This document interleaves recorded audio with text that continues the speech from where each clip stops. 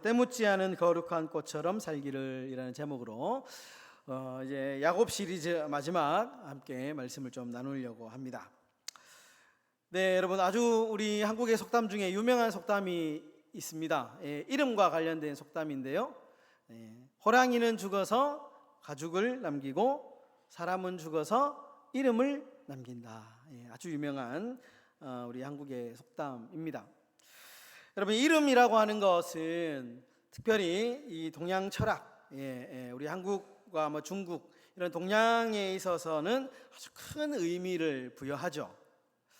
그래서 이제 대구에 가면 대구에 이제 신천대로라고 하는 곳이 있거든요. 신천대로를 쫙 가다가 보면 칠성시장쯤 지나가면 그 맞은편에 큰 건물이 하나 있거든요. 그 건물이 이제 교회가 하나 있고 바로 옆에 큰 건물이 하나 있는데 그 건물에 커다란 플랜카드가 하나 붙어 있습니다. 365일 누가 이름을 함부로 짓는가. 네, 장명소인 것 같은데요. 뭐 이번에 명절에도 이제 보니까 있는 것 같아요. 그러니까 아주 어릴 때 제가 젊을 때부터 그 건물에는 항상 누가 이름을 함부로 짓는가. 이름에 대해서 굉장히 우리 한국 사람들은 좀 매우 의미를 주죠. 여러분, 김춘수라고 하는 유명한 시인이 있습니다. 이분이 꽃이라고 하는 아주 유명한 시가 있는데요. 그 내용에 보면 이런 내용이 있습니다. 내가 그의 이름을 불러주기 전에는 그는 다만 하나의 몸짓에 지나지 않았다. 내가 그의 이름을 불러주었을 때 그는 나에게로 와서 꽃이 되었다. 아주 유명한 시죠. 그러니까 이름을 부르는 것이 얼마나 우리 삶의 인간관계에서 중요한가를 우리에게 이제 이야기를 하고 있습니다. 그래서 이제 동양 철학에서는 이름을 함부로 짓지 않죠. 아주 정말 정말 신중하게 거액을 들여서 이름을 짓는 곳에 가서 이름을 짓기도 합니다. 여러분, 그런데 반대로 서양에서는 좀 이름이 가볍게 취급이 되는 경향이 있습니다. 그래서 서양 사람들 보면 이름의 그 원뜻을 보면 빵이라는 이름도 있고요, 돌이라는 이름도 있고요, 좀 되게 모자라는 이름도 있고요. 되게 이름의 어원이 우리 동양에 비하면 그렇게 무게가 무겁지 않습니다. 그 실례로 그 유명한 작품이죠. 로미오와 줄리엣, 이 셰익스피어가 쓴 로미오와 줄리엣이라고 하는 작품에 보면 이제 셰익스피어가 이 줄리엣의 입을 빌려서 이제 이렇게 말합니다. 로미오와 줄리엣은 사랑하는 사이인데 집안이 원수 집안이잖아요. 그래서 이제 그 로미오를 받아들이지 않는 이 자신의 아버지 부모님에게 줄리엣이 이렇게 이야기를 합니다.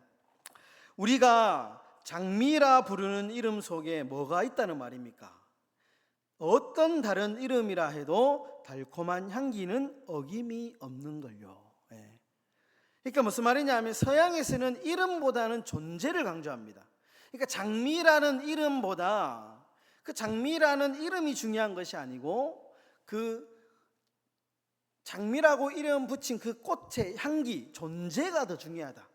우리가 그 장미를 장미라고 불러도 되고 다른 여러 가지 이름을 붙여도 그 꽃이 내는 향기는 사라지지 않는다.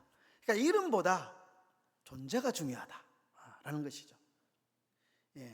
서양 철학의 아주 이 바탕이 되는 사상을 우리에게 이제 동양 철학과 서양 철학의 차이점을 우리에게 보여주는 겁니다. 그러니까 사람의 이름보다 그 사람의 삶이 더 중요하다는 거예요. 그렇죠. 서양에서는 그렇게 이제 인식을 한다는 겁니다. 여러분, 이름은 전조다라는 말이 있습니다. 이름은 전조다. 예를 들면 우리가 이름을 딱 듣는 순간 그 이름의 그 존재의 이미지가 생각이 납니다. 예를 들면 우리가 좋아하는 음식 있잖아요. 내가 좋아하는 음식의 이름을 딱 들으면 어떻게 됩니까?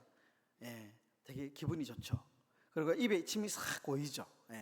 이름이 어떤 그 이미지를 형상하게 만드는 거죠. 반대로 내가 싫어하는 음식의 이름을 딱 떠올리면 인상이 딱 이렇게 조금 찌푸러지거나 그렇게 되죠. 예를 들어서 여러분 이순신 장군이라는 이름을 딱 떠올리면 어떻습니까? 되게 좋은 이미지잖아요. 이순신 장군에 대해서 나쁜 이미지를 가지고 있는 사람은 없습니다. 아주 나라를 지킨 충신이라고 하는 이미지가 있죠. 반대로 뭐 예를 들어 이완용이라는 이름을 딱 듣는 순간 많은 사람들이 어떻게 됩니까? 부정적인 이미지가 들죠. 나라를 팔아먹은 매국노다. 이런 어떤 부정적인 이미지가 또 들기도 하죠. 이처럼 이제 이름이라고 하는 것은 되게 좀 중요합니다. 여러분, 하나님은 오늘 야곱에게 이름을 새롭게 지어 주십니다. 그 이름이 뭐냐? 바로 이스라엘이라고 하는 이름입니다. 오늘 10절의 말씀인데요. 우리 10절의 말씀을 다 같이 한번 읽어보도록 하겠습니다. 시작. 하나님이 그에게 이르시되 내 이름이 야곱이지만은 내 이름을 다시는 야곱이라 부르지 않겠고 이스라엘이 내 이름이 되리라 하시고 그가 그의 이름을 이스라엘이라 부르시고. 여러분, 야곱의 뜻은 여러분 잘 아는 대로 야곱의 이름은 부정적인 의미입니다. 사기꾼, 속이는 자라는 뜻이고요. 근데 이 이스라엘이라는 이름은 긍정적인 이미지를 가지고 있습니다. 싸워서 이긴 자, 조금 더 의역합니다. 하나님께 붙들린 자, 이런 뜻입니다. 아주 긍정적인 이미지를 갖고 있죠. 그런데 여러분, 하나님이 야곱에게 아주 새로운 이름을 지어주신 다음에 그 다음 행동이 좀 중요합니다. 하나님께서 야곱에게 이제는 야곱이라 부르지 말고 이스라엘이라고 하는 이 이스라엘이라고 하는 새로운 이름을 딱 주시고 난 뒤에 그 뒤에 한 행동이 조금 이상한데요. 오늘 13절의 말씀입니다. 13절에 보시면 이렇게 이야기합니다. 하나님이 그와 말씀하시던 곳에서 그를 떠나 올라가시는지라.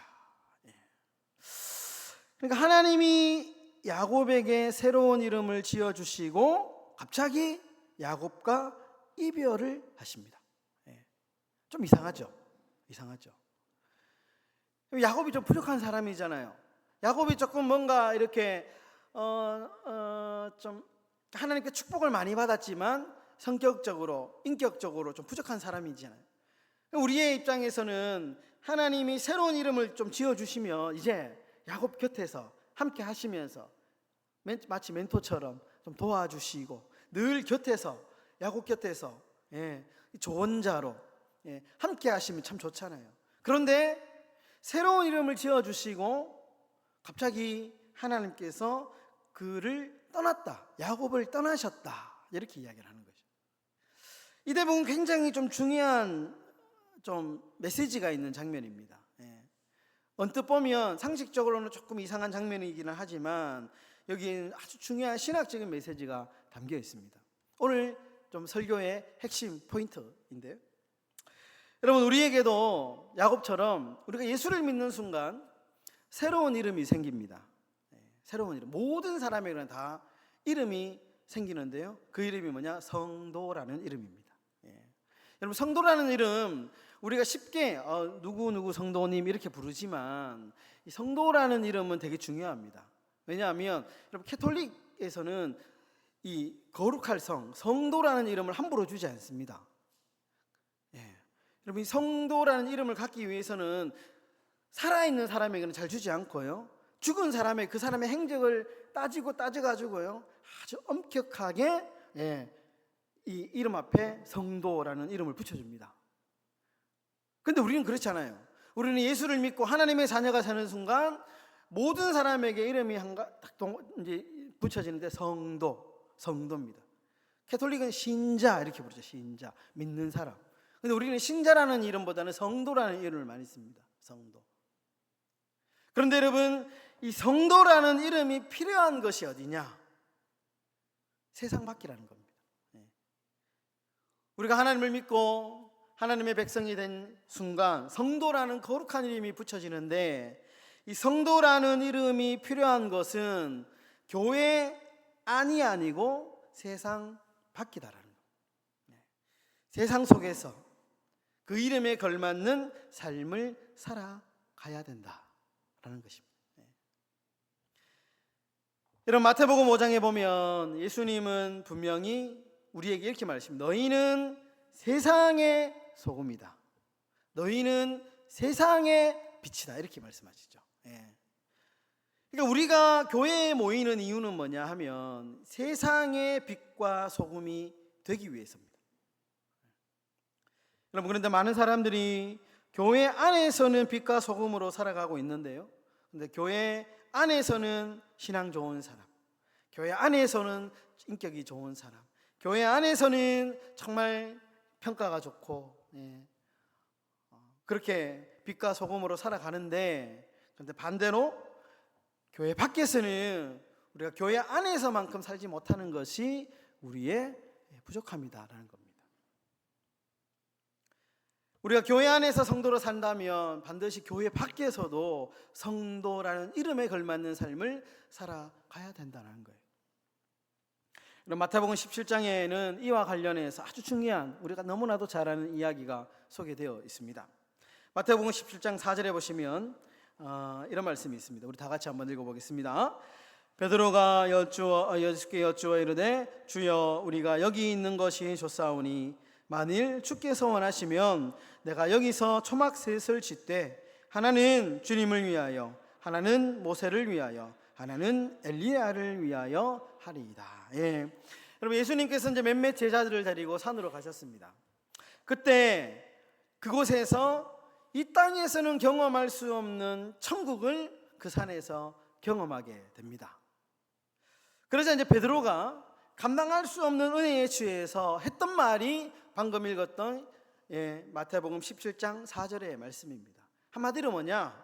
산에서 내려가지 말고 여기서 우리 평생 삽시다, 이렇게 이야기를 한 겁니다. 그런데 예수님은 어떻게 하셨습니까? 베드로의 말은 들은 체조하지 않고 그 제자들을 데리고 세상으로 내려오시죠. 여러분, 마태복음 8장에 보면 산상수훈의 마지막 장면이 기록되어 있습니다. 마태복음 5장부터 마태복음 8장까지는 예수님께서 한 언덕에 올라가셔서 수많은 사람들에게 말씀을 가르치신 산상수훈의 장면이 기록되어 있는 장면입니다. 특별히 마태복음 8장에는 이 산상수훈의 마지막 장면이 이제 기록이 되어 있는데요, 아주 의미심장한 구절이 있습니다. 마태복음 8장 1절에 보시면 이렇게 표현이 되어 있습니다. 예수께서 산에서 내려오시니. 5절에도 보면 이렇게 말씀합니다. 예수께서 가버나움에 들어가시니. 그러니까 여러분, 헬라어는 동사가 중요하다, 제가 여러 번 강조를 하고 있는데요, 내려왔다. 예수님께서 수많은 사람들을 대상으로 이제 말씀을 가르쳤습니다. 그죠? 복 있는 사람은 악인의 꾀를 따르지 않고, 뭐 이런 이야기들부터 시작해서 수많은 말씀, 유명한 말씀들을 예수님 주변으로 모인 사람들에게 말씀을 강론하시고, 그리고 8장 1절이 이제 시작이 되는데 예수께서 산에서 내려오셨다. 그 말씀의 장소, 은혜의 장소, 그 산에 계속 머물러 계시지 않고 그 산에서 내려오셨다. 내려오셔서 어디로 들어가셨냐? 가버나움이라고 하는 세상으로 들어가셨다는 거예요. 그 은혜의 말씀을 가슴에 가득 채우고 난 뒤에 그곳에서 머물러 있지 않고 가버나움이라고 하는 세상으로 들어가셨다. 아주 의미 있는 구절이죠. 여러분, 예수님께서는 자리에 머물러 있지 않았습니다. 은혜의 자리에 머물러 있는 것이 아니고 세상 속으로 들어가셨습니다. 여러분, 세상에서 그래서 우리가 잘 사는 거 되게 중요합니다. 일주일에 한번 우리가 드리는 이 예배, 되게 중요한 예배, 이 예배 못지않게 중요한 것이 뭐냐? 우리의 삶의 예배. 요즘에 삶으로 드리는 예배라는 표현을 많이 쓰죠. 삶의 예배가 중요하다라는 겁니다. 삶의 예배. 여러분, 이 말을 또 오해해서 그러면 매일매일 내가 일어나면 사도신경하고 찬송 부르고 기도하고 말씀 읽고, 물론 이것도 필요하죠. 그러나 이런 행위를 많이 하라는 말이 아닙니다. 이 말은 우리가 주일날 이 배운 십자가의 사랑, 하나님의 말씀을 배웠다면 그 배운 것으로 그치지 않고 우리의 삶에서 우리가 사랑을 배웠다면 우리가 사랑하려고 노력해 보는 거죠. 우리가 용서를 배웠다면 우리가 그 하나님의 용서, 그 예수님의 용서를 삶에서 힘들지만 노력하는 거죠. 우리가 겸손을 배웠다면 우리의 삶의 연장에서 우리가 겸손해 보기를 한번 실천해 보는 거죠. 이 삶의 예배는 겁니다. 잘 안 돼요. 삶의 예배는 진짜 힘듭니다. 여러분, 이 공예배는 드리기 쉽습니다. 어떻게 보면. 왜? 어떻게든 때우면 되거든요. 1시간이 지나면 앉아있으면 예배 드린 거거든요. 그런데 삶의 예배는 이 공예배보다 훨씬 더 어렵습니다. 삶의 예배는 계속 실패를 해요. 계속 실패를 해요. 성공보다 실패율이 많습니다. 그런데 중요한 것은 실패해도 다시 도전하면서 우리의 믿음이 조금씩 성장하는 겁니다. 신학적인 용어로 이것을 성화라고 하는 거죠. 성화라고 하는 겁니다. 그래서 성경은 삶의 예배를 우리에게 많이 강조하고 있습니다. 삶의 예배. 여러분, 신약 성경 중에 디도서라고 하는 성경이 있습니다. 디도서.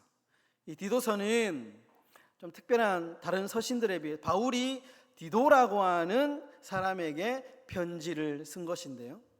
이 디도서는 다른 서신들의 편지에 비해 좀 특별한 점이 있습니다. 뭐냐 하면 이 디도서는 교회 안에서의 성도의 역할과 책임을 강조하기보다는 세상 속에서 성도가 어떤 역할과 어떤 책임을 하며 살아가야 되는지, 세상 속에서의 역할을 더 많이 강조합니다. 디도서는 특별히 디도서 3장 1절과 2절에 보시면 이렇게 이제 이야기를 하는데요. 우리 다 같이 한번 읽어보도록 하겠습니다. 시작. 너는 그들로 하여금 통치자들과 권세 잡은 자들에게 복종하며 순종하며 모든 선한 일 행하기를 준비하게 하며 아무도 비방하지 말며 다투지 말며 관용하며 범사의 온유함을 모든 사람에게 나타낼 것을 기억하게 하라. 여러분, 이 구절을 이해하기 위해서는 우리가 당시 이 디도라는 사람이 살던 시대를 조금 이해하면 이 구절을 이해하기가 편합니다. 여러분, 당시 이제 디도가 살던 지역이 있었는데 이 그레데라고 하는 섬입니다. 그레데는 그리스 지역의 남쪽에 위치해 있는 작은 섬입니다. 그레데. 근데 이 지역은 어떤 그 이제 주전 67년에 로마에 의해서 점령을 당합니다. 점령을 당한 이후에 이 그레데 섬이 특별히 포로 수용소로 사용됩니다. 감옥으로 사용됩니다. 감옥. 그리고 해적들이 이곳에서 거점을 삼고 활발하게 활동하던 지역입니다. 그러니까 한마디로 뭐냐, 이 그레데라고 하는 섬은 아주 거친 지역입니다. 법이 통하지 않는 지역. 그러니까 거친 사람들이 거칠게 생존하는 지역이 그레데라고 하는 지역입니다. 사회 질서는 매우 문란하고 법과 상식이 잘 통하지 않고 폭력이, 범죄가 일상화된 곳이 어디냐? 이 그레데라고 하는 섬입니다. 그런데 이 그레데 안에 교회가 있었던 것 같아요. 이 그레데 지역의 교회의 지도자가 디도였거든요. 이 디도에게 바울이 이 거친 지역에 존재하고 있는 교회를 향해서 그렇게 권면하는 겁니다. 비방하지 말고 다투지 말고 관용하고 범사에 온유한 삶을 살아라. 여러분, 생각해 보십시오. 밖에만 나가면 무법천지인데, 무법천지의 세상에서 나 혼자만 거룩하게 사는 것 얼마나 힘들겠습니까? 남들이 다 그렇게 거칠게 살아가는, 남들 다 사기치고 남들 다 속이고 남들 다 욕하면서 막 살아가는데 그 안에서 내가 나 혼자 뭔가 기준을 만들어 가지고 살아가는 것 너무너무 힘들지 않겠습니까? 근데 바울이 디도에게 그렇게 얘기하는 겁니다. 그렇게 얘기하는 겁니다. 거친 지역에 살고 있지만, 그 세상 속에 속해 있지만, 그러나 그 세상 속에서 그 사람들처럼 살지 말고 조금 더 다르게 살아라. 여러분, 성도는 세상에서 이중 정체성을 지니고 살아가는 사람입니다. 바울은 이중 정체성이라고 우리에게 이 성도라는 사람의 딱 정체성을 규명하고 있어요. 이중 정체가 두 개라는 겁니다. 그러면서 이런 표현들이 참 많이 있는데 바울의 편지에 보면요, 대표적으로 에베소서 1장 1절에 보면 이런 표현이 있습니다. 하나님의 뜻으로 말미암아 그리스도 예수의 사도된 바울은 에베소에 있는 성도들과 그리스도 예수 안에 있는 신실한 자들에게 편지하더니. 여러분, 사도 바울이 지금 이 성도의 정체성을 두 개로 표현하고 있는데, 첫 번째는 에베소에 있는 성도, 그러니까 에베소라고 하는 지역에 살고 있는 성도, 하나의 정체성. 또 다른 정체성은 뭐냐? 그리스도 예수 안에 있는 신실한 자들. 두 개의 정체성이 있다는 거예요. 그러면 이 땅을 살아가는 성도에게는 두 개의 정체성이 있습니다. 우리 교회도 마찬가지죠. 마산 양덕동이라고 하는 이 양덕동 주민으로서의 교회가 존재하죠. 하나의 정체성입니다. 그러므로 우리가 이 지역에 살고 있기 때문에 이 지역의 법을 잘 지켜야 되고, 이 지역의 통치자들의 말을 잘 들어야 되죠. 이것이 하나의 정체성입니다. 두 번째 정체성은 뭐냐? 우리가 이 마산 땅에 살고 있지만, 그러나 우리의 두 번째 정체성은 예수 그리스도 안에 살고 있는 하늘 시민의 정체성을 갖고 있다는 거예요. 그래서 이 두 개의 정체성을 균형 있게 잘 유지하며 살아가는 것이 매우 매우 중요하다라는 것을 우리에게 말씀합니다. 말씀을 정리하겠습니다. 어느 날 한 사람이 이제 탄광을 방문했습니다. 그런데 이제 입구에 들어설 때에 옆에 보니까 온갖 석탄가루가 쌓여 있는 그 한가운데 하얀 백색의 한 송이 꽃이 탁 피어 있는 거예요. 너무 신기하잖아요. 석탄가루가 묻으면 웬만하면 다 시커매지는데 유독 그 꽃 한 송이만큼은 석탄가루에 가루가 묻지 않고 아주 백색의 색깔을 딱 드러내면서 피어 있는 겁니다. 이제 그러자 이 사람이 안내자에게 묻습니다. 이런 시커먼 광산에서 어떻게 이렇게 순결하고 깨끗한 꽃이 필 수 있습니까? 안내자가 이렇게 말합니다. 한번 땅에 있는 석탄가루를 집어서 그 꽃에 뿌려보면 그 이유를 알게 됩니다. 그래서 이 사람이 말대로 땅에 있는 석탄가루를 한 줌 집어가지고 그 꽃에 착 뿌렸습니다. 어떻게 되었을까요? 이 꽃에 묻는 것이 아니고 이 흰 꽃에 묻은 이 석탄가루가 그냥 그대로 흘러내리는 거예요. 묻는 것이 아니고, 흡수되는 것이 아니고 그 석탄가루가 다 흘러내리는 겁니다. 그리고 꽃은 여전히 하얀 백색 꽃으로 남아있는 겁니다. 알고 보니까 이 꽃의 표면이 너무 부드러워가지고요, 너무 부드러워가지고 검정색 석탄가루가 달라붙지를 못하는 거예요. 너무 곱고 너무 부드러워가지고.